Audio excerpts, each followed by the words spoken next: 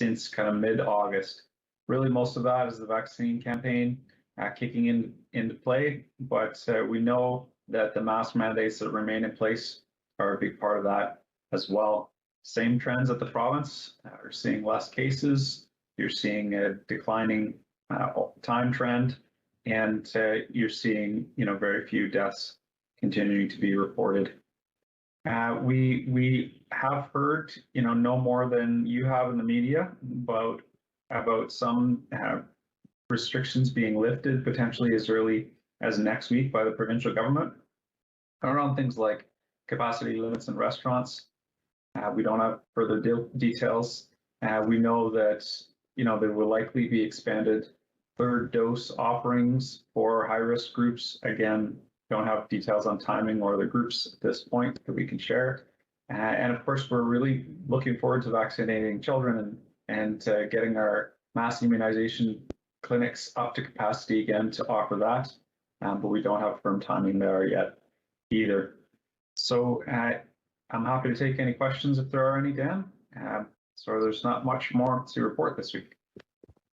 Well, thank you very much, Dr. Mackie. And it seems that it's maybe one of those weeks. There are no questions in the queue this afternoon from the media.